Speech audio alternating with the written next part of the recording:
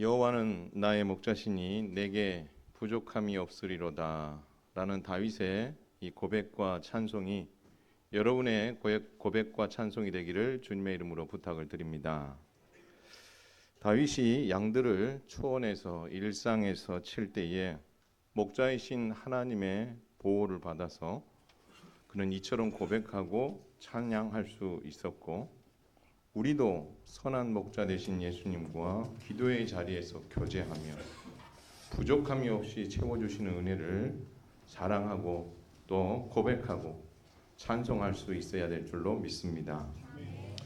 그런데 여기서 찬송으로 머무는 것이 아니라 다윗이 이 고백을 사울 왕과 백성들 앞에서 그리고 골리앗과 블레셋 앞에서 힘을 실어 담대하게 선포했고 그것으로 인해 승리함으로 이 개인의 고백을 이스라엘 백성들 전체의 고백으로 승화시켰습니다. 따라서 우리도 고난 중에 하나님께서 나의 목자 되심을 끝까지 믿고 우리의 마음과 입술을 잘 지켜서 이 고백이 참됨을 세상을 향하여 사단을 향하여 선포하고 승리하는 주의 백성들 되시기를 주님의 이름으로 축원을 드립니다. 그렇다면 나의 목자이신 하나님께서는 어느 영역까지 부족함이 없이 나를 채워주시느냐, 이 부분이 필요한 거죠.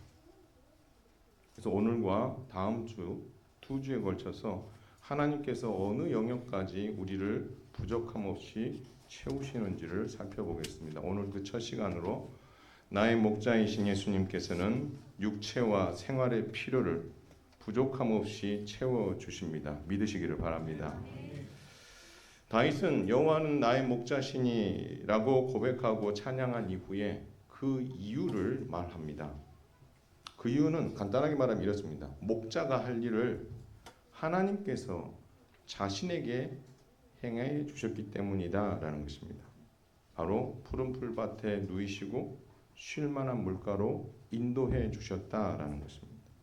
그런데 다윗의 인생을 들여다보면 정말 고난과 힘든 가운데에도 하나님께서 그를 푸른 풀밭과 쉴만한 물가로 늘 인도하시고 그 하나님의 보호하심과 이끄심을 늘 경험했었던 것을 우리는 잘 알고 있습니다. 그렇다면 목자가 제공한 이 푸른 풀밭과 쉴만한 물가는 양들에게 있어서 어떤 의미를 가지느냐, 얼마나 이게 귀한 거냐, 그걸 한번 살펴볼 필요가 있는 거죠. 이스라엘의 목자들은 양들에게 푸른 풀밭을 제공하기 위해 찾아 나섭니다. 양들은 좋은 풀과 독초를 구분하지 못합니다. 그래서 목자는 좋은 풀을 제공하며 그것을 먹고 쉴 수 있도록 누리도록 돕는 일을 한다라는 것입니다. 또 한 가지 이스라엘의 목자들은 양들을 쉴 만한 물가로 인도하기 위해 찾아 나선다라는 것입니다. 여러분, 여름에 폭우가 온다든가 했을 때에 급류가 막 이렇게 흘러내리잖아요. 그렇죠? 우리는 그 옆에 갑니까? 안 갑니까? 안 갑니다. 왜 안 가죠? 거기에 휩쓸릴까 봐 안 가는 거잖아요. 양들에게 물을 공급해 주는데 급류가 흐르는 곳으로 양을 인도하면 그 물을 먹다가 양이 어떻게 해요? 그 급류에 휘말릴 수 있겠죠. 그래서 서두르지 않고 목을 축이며 쉴 수 있는 물가로 목자는 이 양을 인도하는 것입니다. 더 나아가서 이 나라는 덥고 날씨가 많이 건조합니다. 양에게 물이 절실하게 필요하죠. 그래서 이 물을 정말 편안하게 공급받을 수 있는 곳을 이 목자는 찾아 나서고 그들에게 그것을 제공해 주는 일을 하는 거죠. 이걸 정리해서 말하면 목자는 양들의 생존, 그 생존을 위한 것을 제공해 주는 역할을 한다. 사느냐 죽느냐 문제거든. 자칫하면 죽을 수 있는 것을 죽지 않고 살리기 위해 생존과 쉼을 제공해 주기 위해서 수고의 땀방울을 흘리면서 그들을 인도해 가신다라는 거죠. 다윗의 인생 가운데도 그렇습니다. 다윗의 인생 가운데도 하나님께서는 그를 푸른 풀밭과 쉴만한 물가로 그를 인도하시고 필요를 제공해 주셔서 정말 위기 가운데 아무것도 가진 것 없고 먹을 것 없을 때 하나님께서는 귀한 믿음의 사람들을 통해서 그에게 공급할 것을 제공해 주셨고, 그리고 그에게 쉴 곳이 없을 때에 하나님께서 의탁할 곳을 제공해 주셔서 넉넉히 그 위기를 이기게 하셨고, 그를 따르는 많은 사람들과 함께 다윗을 피하면서도 하나님께서 그들에게 사울로부터 보호하시고 하나님께서 그들을 죽음과 위기에서 벗어나 살 수 있는 기회를 하나님께서 늘 공급하고 제공해 주셨다라는 것입니다. 그런데 여기서 잠시 양들과 목자의 이야기를 목자이신 하나님과 양인 우리들의 이야기로 그 대상을 바꿔서 한번 생각해 보았으면 좋겠습니다. 양들에게 있어서 푸른 풀밭과 그리고 쉴 만한 물가는 생존을 위해서 반드시 제공되어야 되는 것입니다. 마찬가지입니다. 사람들이 생존을 위해서 반드시 제공받아야 될 것들이 있습니다. 뭐가 있을 것 같습니까? 물이 필요하고 먹을 것이 필요하고 일자리가 필요하고 쉼이 필요한 거죠. 이것은 우리의 생존을 위해서 필요한 것입니다. 이건 가장 기본이 되는 거고 이것은 충족되어야 되는 것입니다. 그러나 반대로 이러한 것들이 충족되지 못했을 때는 우리는 염려하게 되고 우리는 원망하게 됩니다. 우리에게 물질적인 어려움이 닥쳐온다든가 공급받을 만한 어떠한 것들이 하나도 없을 때에 우리는 자괴감에 빠지기도 하고 낙심에 빠지기도 하고 무거운 염려에 짐을 지게 되고 때로는 더 심하면 원망하는 자리에 이르는 것이 우리 인생들인 거죠. 그래서 이 충족되어야 될 것들이 충족되지 못한 일들이 사회 안에서 일어나게 되면 그것들이 분노로 포출되고 그래서 사회가 시끄러워지는 것 아니겠습니까? 그런데 실제 이스라엘의 역사 속에서도 이와 관련된 사건들이 많이 있습니다. 하나님께서는 다윗이 개인적으로 여호와는 나의 목자시니 내게 부족함이 없었고 나를 푸른 풀밭과 쉴 만한 물가로 인도하시는 목사임을 그는 고백했지만 그 하나님은 목자이신 그 하나님은 다윗에게만 이른 하나님이 아니셨고 그 이전에 이스라엘 백성들의 목자가 되셨다라는 것을 성경이 말씀하고 있다라는 것입니다. 하나님께서는 애굽에서 400년 동안 종살이하던 이스라엘 백성들을 구원하여 내셨습니다. 목자로서 그들을 보호하고 인도해 가셨습니다. 홍해를 건너는 기적을 그들에게 베풀어 주셨고 그 베푸름을 받았던 이 출애굽의 1세대 정말 은혜가 충만한 그들 아니었겠어요? 여러분 상상할 수 없는 일이에요. 이 세상에 유일하게 단 한 번 일어난 일 아니겠습니까? 그 기적의 현장에 그들이 있었단 말이에요. 그런데 그들에게 얼마 지나지 않아 위기가 찾아옵니다. 그 위기는요, 강력한 군대가 또 이스라엘을 공격하는 게 아니었어요. 별거 아닌 것처럼 보일 수 있어요. 근데 생존의 문제가 달린 일이 벌어지게 됩니다.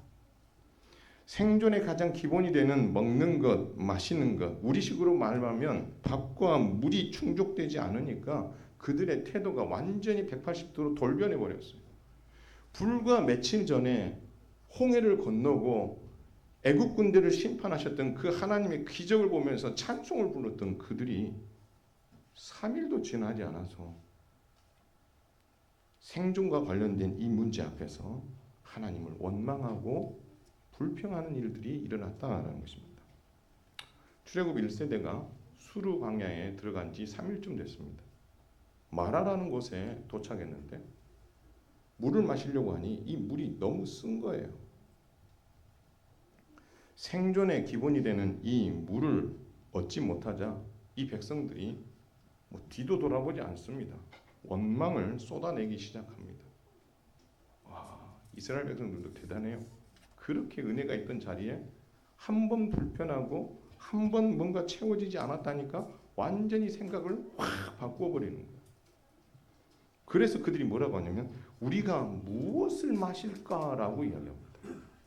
그러면서 모세에게 살기 가득한 눈을 한 채 소리쳤습니다. 그러자 모세가 하나님 앞에 기도했고 목자이신 하나님께서 지시하는 나무를 던졌고 그 물이 달게 변했고 그들이 그것을 마심으로 인하여 원망이 사라지게 됩니다. 마시는 문제, 생존과 관련된 문제가 문제로 닥쳐오니 그들은 이런 반응을 보였다라는 거죠. 여러분 그 일 이후에 2달 보름이 지났을 때 그들은 신광야라는 곳으로 들어가게 됩니다. 근데 느닷없이 이스라엘 자손들이 또다시 모세와 아론을 향하여서 원망하기 시작합니다. 그 이유는 뭐냐면 모세와 아론에게 이렇게 말합니다. 우리가 애굽에 있을 때는 적어도 고기와 떡을 배불리 먹었다는 거예요.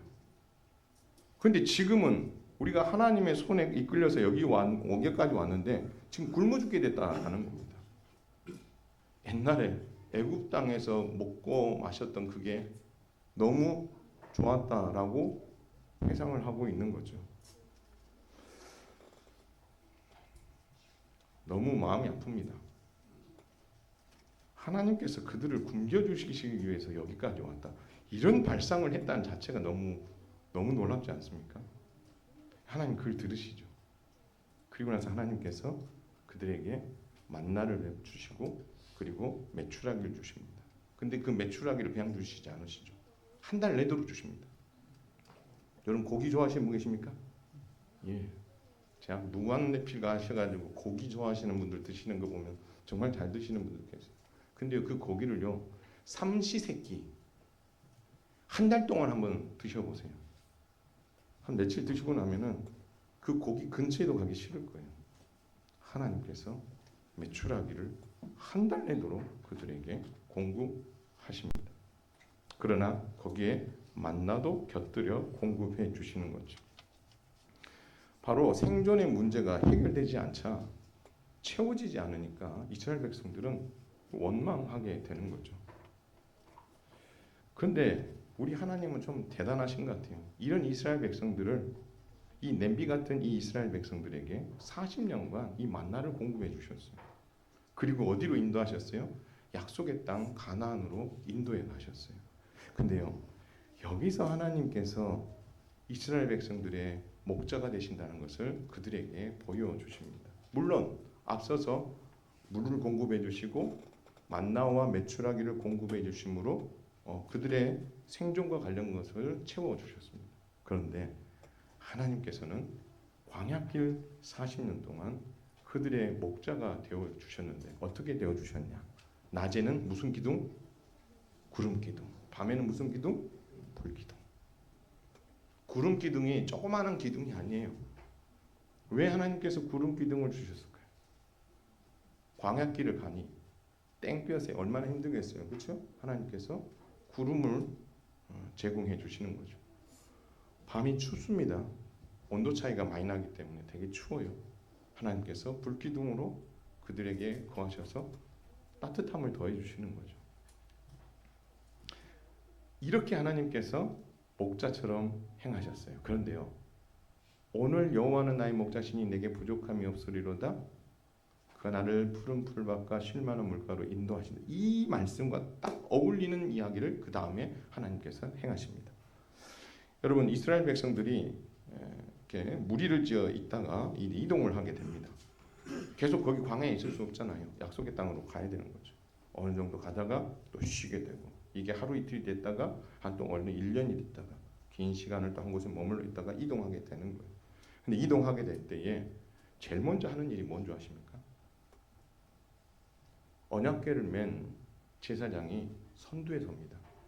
그냥 몇 발자국 앞에 선두에 서지 않습니다. 이렇게 기록합니다. 이스라엘이 행진하면 하나님의 임재를 상징하는 언약궤는 이스라엘보다 앞서갔다라고 이야기합니다. 한참을 앞서갑니다. 근데 앞서간 이유를 여기 써놓으셨어요. 뭐라고 해놨냐면 한번 따라하겠습니다. 그들이 쉴 곳을 찾으셨다. 믿으시기 바랍니다.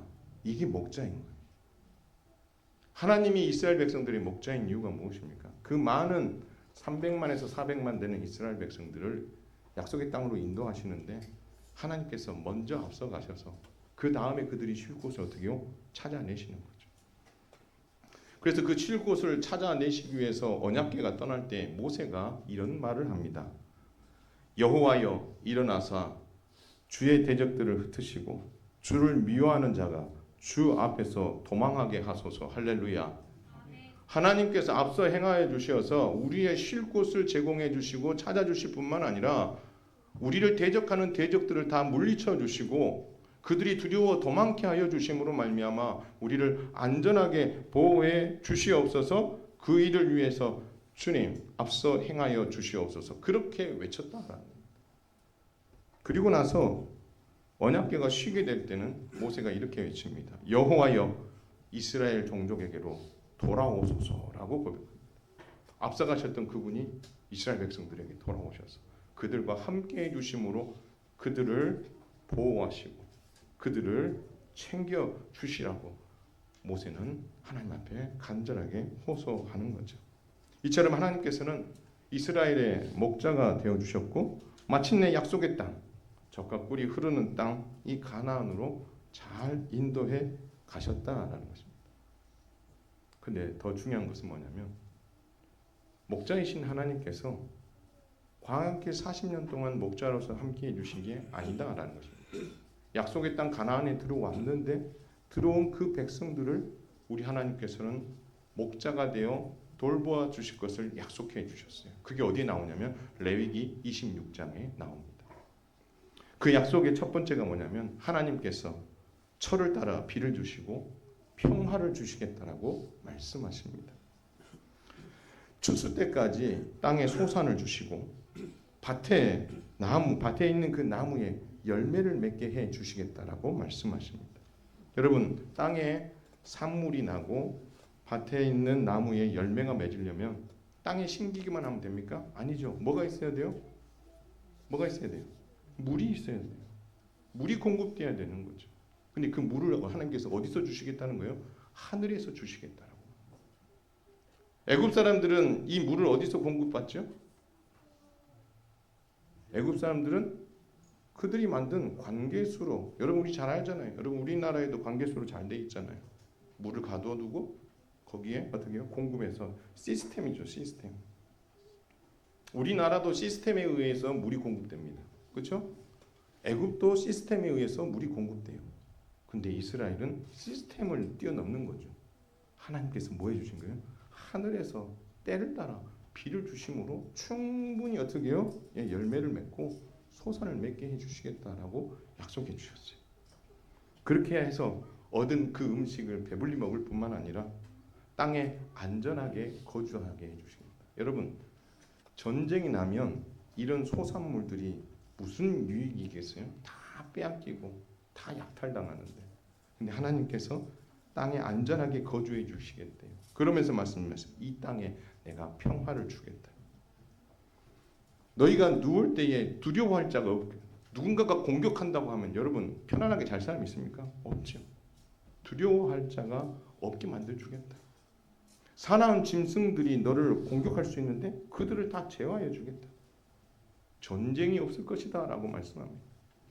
만약 전쟁이 일어나도 5이 100을 상대하듯 100이 만을 상대하듯 내가 승리하게 해 주겠다.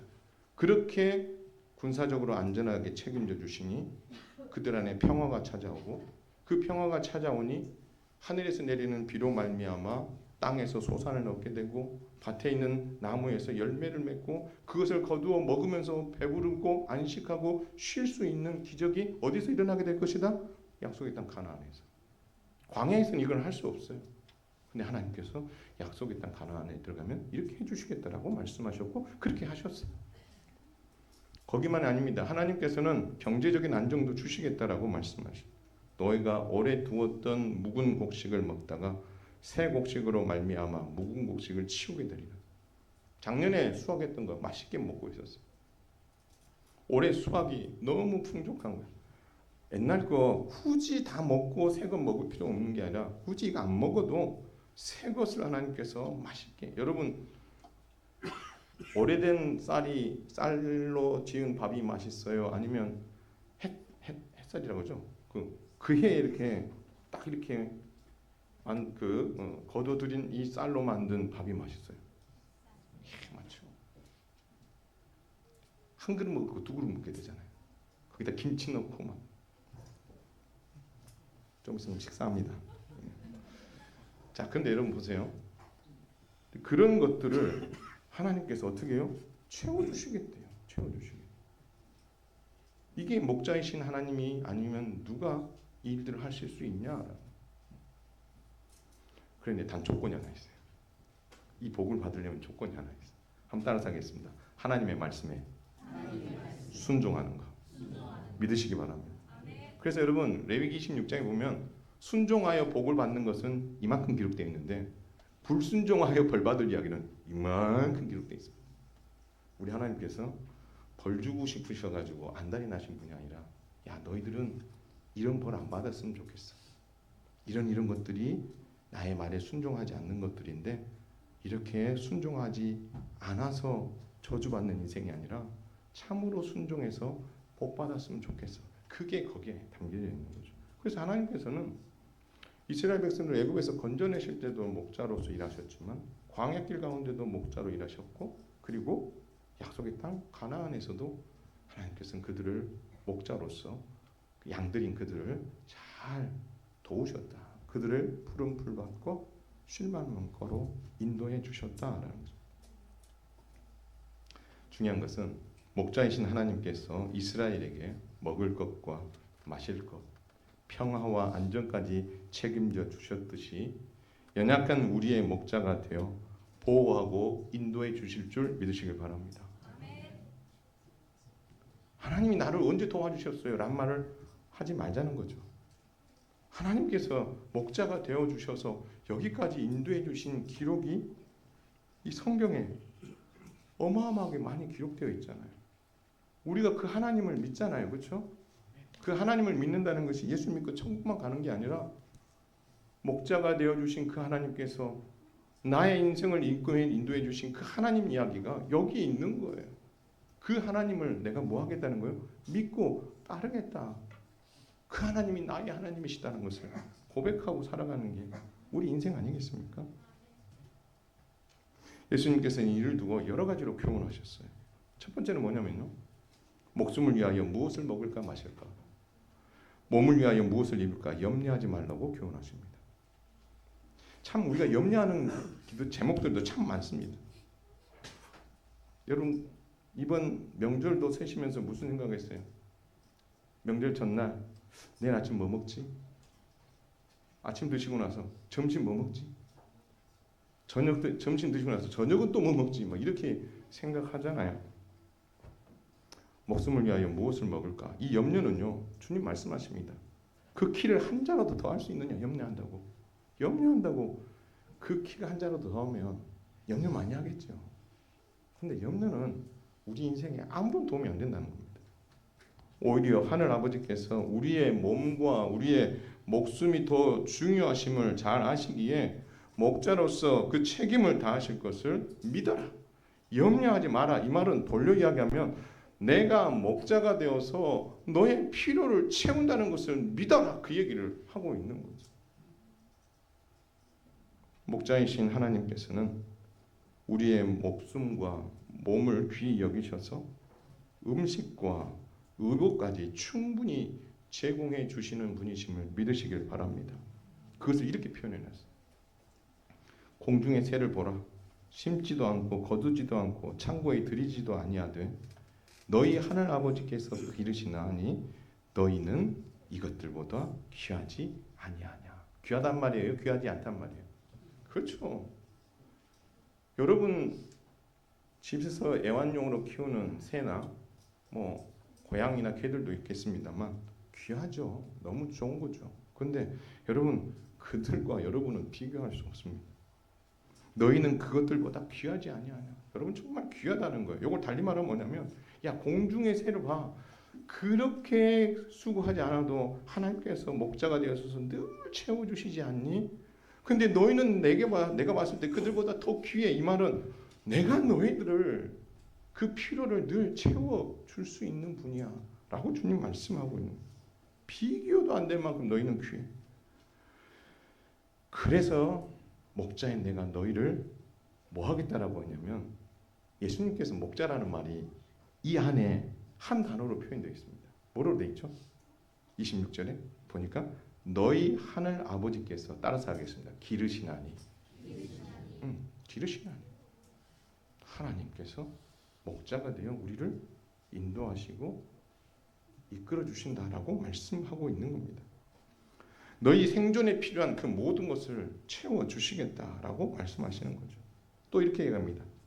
너희가 어찌 의복을 위하여 염려하느냐? 들의 백합화가 어떻게 자라는가 생각하여라. 수고도 아니하고 길쌈도 아니하느니라. 들의 백합화가 그 수고 안 한다는 거죠.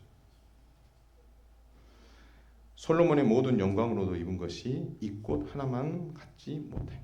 야, 솔로몬의 그 영광이 이 꽃 하나하고 비교가 안 된다는 거죠. 오늘 있다가 내일 아궁이에 던져지는 이 풀풀도 하나님이 이렇게 입히시거든 하물며 너희일까 보냐 믿음이 적은 자들아. 주님 말씀하십니다.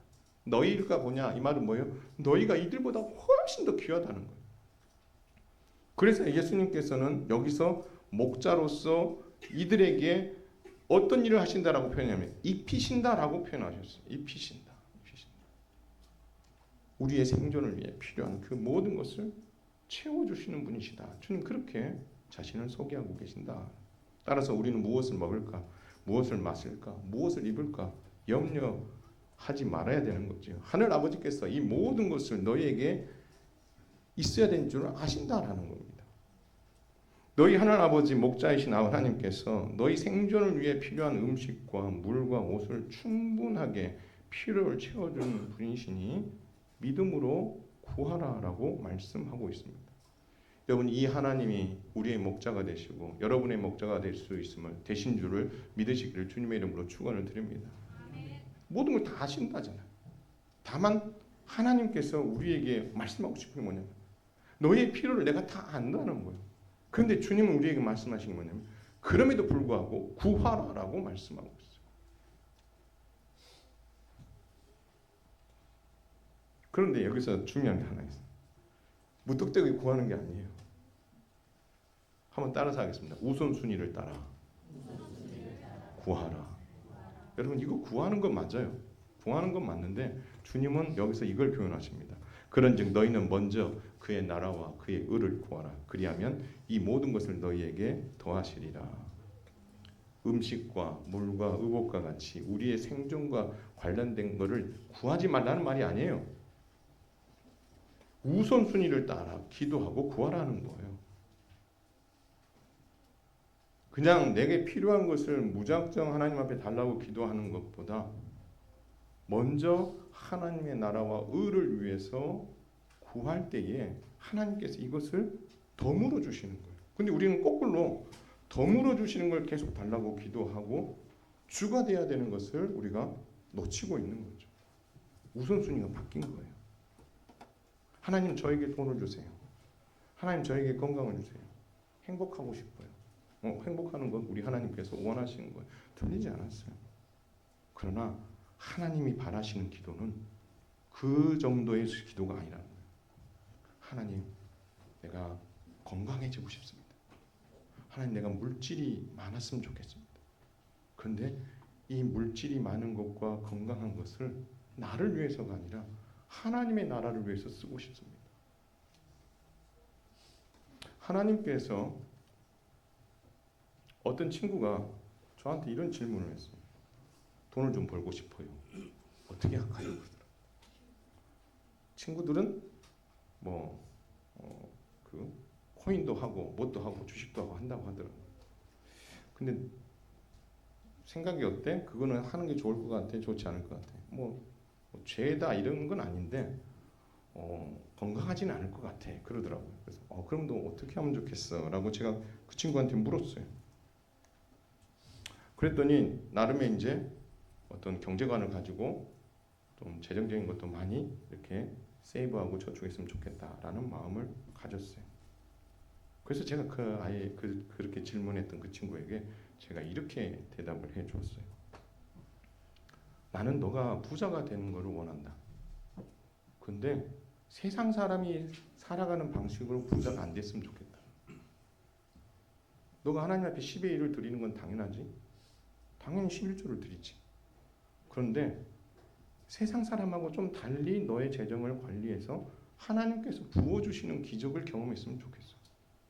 10의 9는 내 거니까 나를 위해서 쓰겠다가 아니라 거기서 예를 드는데 10분의 1 정도를 내가 가난한 이웃과 또 도움이 필요한 이들에게 내가 어떻게 해요? 그것을 흘려보는데 내가 쓰겠습니다라고 예를 든 겁니다. 10의 1을 더 떼어서 그것을 내가 사용하고 보겠습니다. 하나님의 나라와 그의 의를 구하는 거죠. 하나님께서 9을 나에게 주셨는데 내 맘대로 써도 돼요. 근데 그 중에서 10의 1을 더 떼서 하나님의 나라와 의를 위해서 한번 써보는 게 어떨까라고 그렇게 제가 제안을 했어요. 그렇게 한 이유가 뭔지 아세요? 나의 의를 위해서가 아니라 그의 나라와 의를 위해서 내 움켜쥐고 있는 것을 펴서 나누어 줬을 때에 하나님께서 그 중심을 보시고 거기에 더 큰 것으로 채워주시는 기적을 나는 경험했으면 좋겠다. 그렇게 그 친구한테 이야기했어요. 아둥바둥 내가 아침 일찍부터 밤늦게까지 정말 땀 흘려 수고하는 여러분들의 수고를 보면서 정말 너무 힘들게 살아가신 여러분들이 너무나 마음이 많이 아프고 아이고 저는 그들을 보면서 저는 그렇게 살지 못한 그 부분들이 좀 저도 마음이 아픈 부분이 있습니다. 그런데요, 제가 그거예요. 놀고 네 알아서 하고 네 그냥 막 세상 사람들처럼 막 먹고 마시고 놀고 하면서 그렇게 하라는 게 아니야. 네 할 만큼 최선을 다하되 너의 것 중에서 하나님을 위해서 한번 써봐. 그럼 하나님께서 그 빈자리에 더 큰 것을 나는 채워주실 거예요. 그게 한 해가 되고 두 해가 되면 우리 하나님께서 무슨 생각을 하겠어요? 쟤는 더 많은 재물을 줘도 내 나라를 위해서 쓸만한 놈이야. 증명됐어. 하면 하나님께서 뭐 해주신다는 거예요? 더 큰 것을 채워주신다는 거예요. 나는 그렇게 해서 채워주시는 것을 경험했으면 좋겠다. 그 친구한테 그렇게 이야기해줬어요.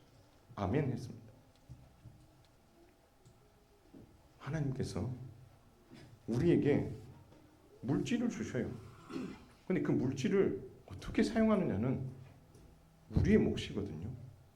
먼저 그의 나라와 의를 구했을 때에 하나님께서 더 큰 것으로 채워주시는 기적을 경험하며 살아가는 게 우리 인생 아니겠습니까? 여러분 그런 인생 살아갈 수 있기를 주님의 이름으로 축원을 드립니다. 아멘. 여러분 이것이에요. 기업을 어디다 쌓아두는 거예요? 하늘에 쌓아두는 거예요. 더 나아가서 하나님께 그렇게 쓰인 뿐만 아니라 우리 예수님께서는 우리에게 주기도문에다가 일용할 것을 구하라라고 말씀하셨어요.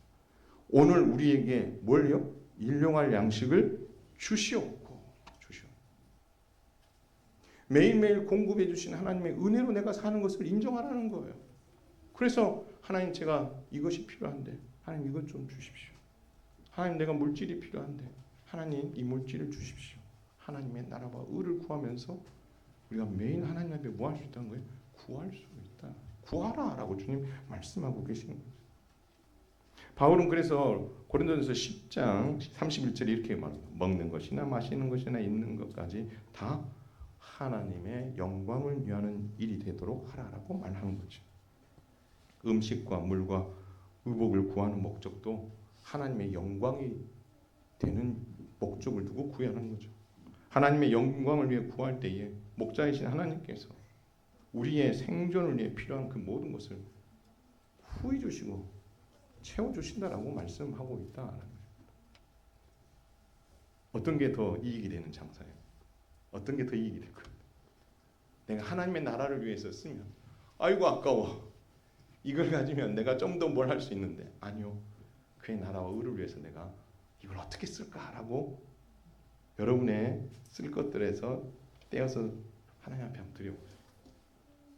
그리고 하나님께서 거기에 기름 부으시고 채워주신 것을 경험해보세요. 1 더하기 1은 2다라고 생각하고 살아가는 인생이 되지 마시고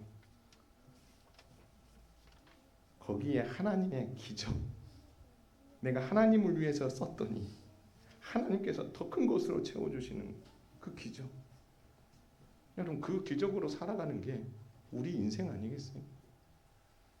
그래서 주님은 일용할 양식도 구하면서 우리에게 맡겨주신 것을 하나님의 나라를 위해 잘 썼으면 좋겠다. 주님 그렇게 말씀하시는 거죠. 말씀을 맺습니다. 사랑하는 성도 여러분, 양인 우리는 목자이신 예수님께 무엇을 구해야 할까요? 목자이신 예수님께서는 우리가 무엇이든지 구할 때 응답해 주시는 분이라고 말씀하셨습니다. 우리의 생존을 위해 필요한 먹을 것, 마실 것, 입을 것까지 구하는 것은 속물적인 기도 제목이 아니에요. 어떻게 교회 다니면서 그런 걸 구해? 속물이야 속물. 아니라는 거예요. 주님은 우리에게 그걸 구하라고 하셨어요. 다만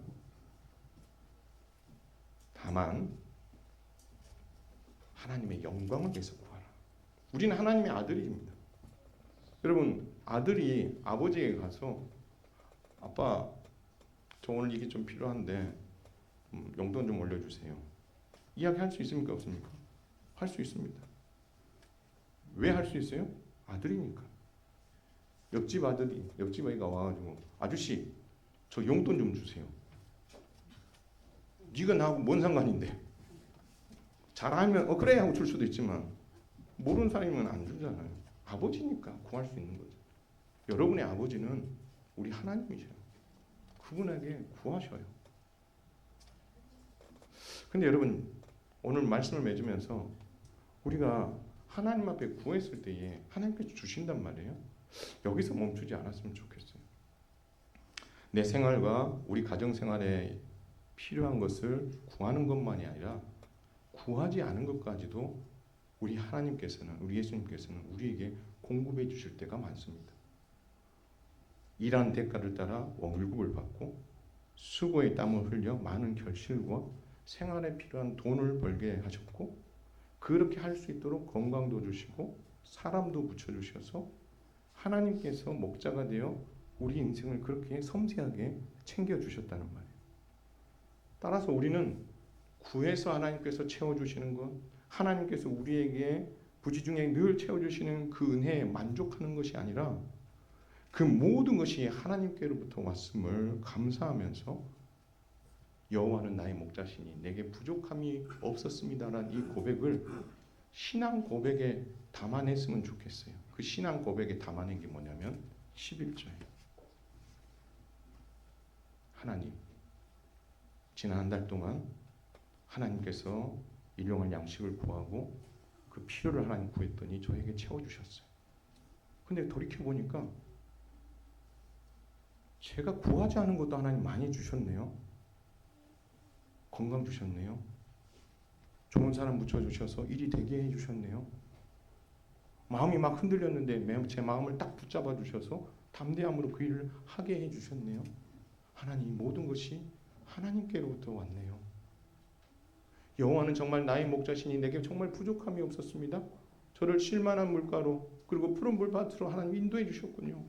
이 모든 것이 아버지께로부터 왔습니다. 이 신앙 고백을 말로만 하지 마시고 우리 주님은 그것을 마음과 함께 그를 받고 싶어 하신다라는 거죠. 그게 11조인 거죠. 우리 하나님께서 그 11조 받는다고 해서 떼부자 되는 거 아닙니다. 우리 하나님은요, 그거 안 받으셔도 돼요. 온 우주를 다 만드신 분이신데 그거 받아서 뭐 얼마나 그거. 근데 우리 주 하나님은 뭘 보고 싶으신 거예요? 여호와는 나의 목자시니 내게 부족함이 없으리라는 그 신앙 고백을 보고 싶은 거죠. 푸른 풀밭으로 나를 인도하시고 쉴만한 물가로 인도하시는 그 하나님이 나의 하나님이십니다. 그 고백을 받고 싶은 거예요. 그래서 12일을 하라고 하는 말씀이죠. 야, 사실 있잖아. 그 10개 다 내 거야. 근데 내가 하나만 받을게. 그 9개는 널 위해서 냈어. 주님 그렇게 주신 거 아니겠어요? 우리의 선한 목자 되신 예수님께서는 우리의 육체와 생활의 필요를 부족함 없이 채워주신 분을 꼭 믿으시고 그분에게 구하고 찾고 두드림으로 그것을 받아 누릴 뿐만 아니라 이 모든 것이 아버지께로부터 왔음을 신앙 고백에 담아 올려드릴 수 있는 믿음의 성도들 다 되셔서 시편 23편 1절과 2절의 말씀이 여러분의 매일의 삶에서 기적같이 경험되어지므로 하나님께 영광 올려드리는 우리 모두가 될 수 있기를 주님의 이름으로 축원을 드립니다.